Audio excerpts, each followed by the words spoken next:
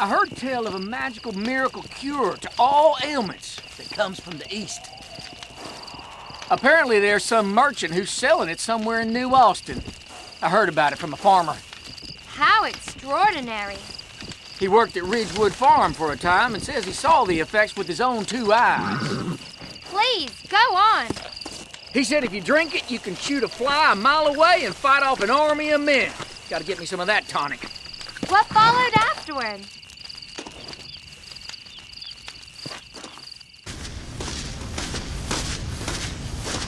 Name's Titus Sinclair. Have a seat.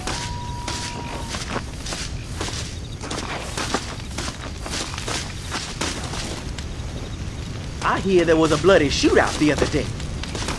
Chet told me it was up at Bear Claw Cabin. Very interesting.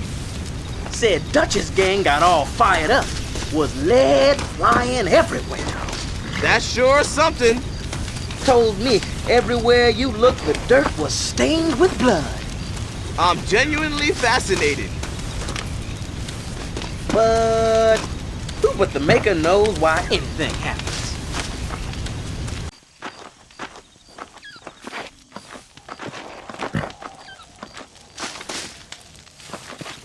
I heard a cold-blooded government killer ambushed a family in Tumbleweed.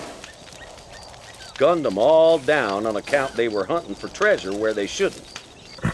Some folks say the killer's partner was a ghost that ate corpses. That may be. The only thing that remained of that poor family was a solitary eyeball. That's mighty interesting. It's not like it was. But then, nothing is. You know, the founder said, beware of vain and aspiring men in government. Too true. Griffin, the old governor of Brimstone, used to ride with Red Harlow's father, Nate. I never did hear such a thing. Didn't stop the bastard from selling out Nate to the Mexicans. You just can't trust politicians. Some bitch got his just desserts, though. Red became a darn fine shootist and gunned that pig down. If that don't take off. I suppose I could be wrong, I guess. You know, they say that pigs are intelligent, a lot like people. Back on my farm, we'd feed the hogs so well, they'd treat us like one of their own. At slaughter time, we could cut their throats in front of their kin without a squeal of protest. Yes, sir. Get them reliant enough, and their intelligence gets blown out of their back passages. Well now. And that's the way it is. Times ain't what they were, El friend. Back in my prime, I knew the duelist, Jack Swift. He was a womanizer, but he could handle errant governors and would-be tyrants. He and Red Harlow stormed Governor Griffin's mansion, killed the beat sumbitch. They say it cost Jack his life, but I say he's still out there somewhere gallivanting with the ladies even now. Go on. Not that what I say makes a difference. A while back, a city folk man came begging for work on my farm. He had polished shoes and a clean suit. He'd never even seen a farm before. That's mighty interesting. I called him a fool, kicked him on his backside, and told him to head back east. Now he's my boss's accountant. I hide my face when he comes by. I never did hear such a thing. I used to have my own land a ways back. 60 acres of prime real estate. But the railroad came along and swiped it out from under me. Blasted city folk. If that don't take off. The government helped them, dancing away to the tune of whoever has the most money. If I had my way, the only dancing those bastards would do is a long mid-air jig. Well now.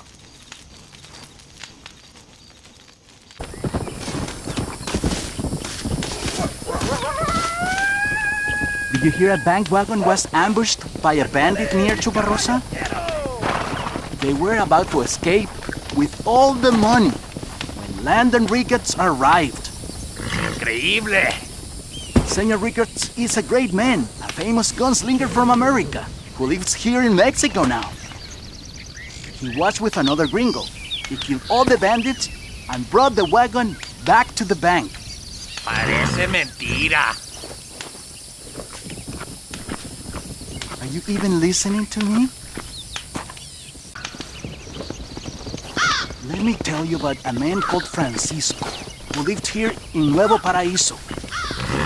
Francisco was always talking about his beautiful wife, the woman of his dreams.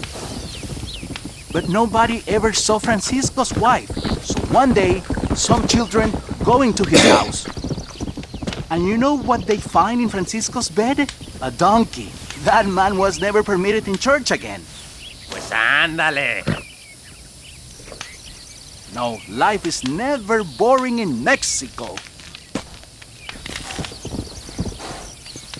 Did you hear the story about General Diego? I do not care. I tell it anyways. Diego was a famous general here in Mexico. 30 years ago. Evil man. ¿Y qué más, señor? Many Mexican people wanted him dead. But it was not a Mexican who killed him. No me digas. Now it was 3 gringos called Red Harlow, Annie Stokes, and Jack Swift. Increíble. We live in a strange world.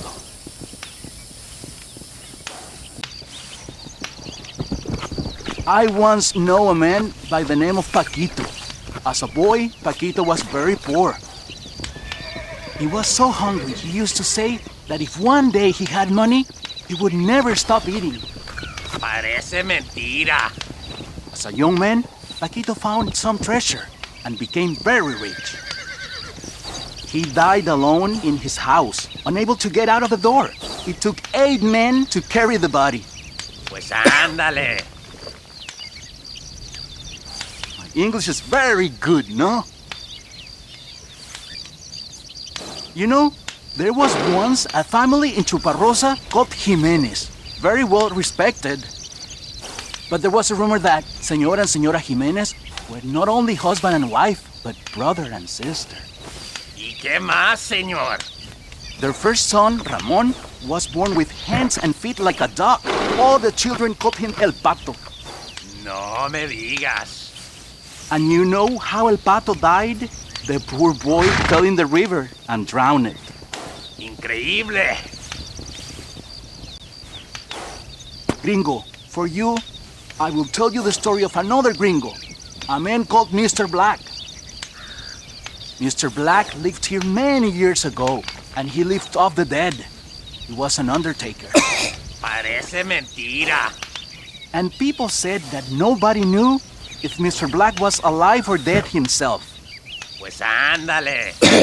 But strangest of all, they say he used to carry around a coffin with a gun in it. ¿Y qué más, señor?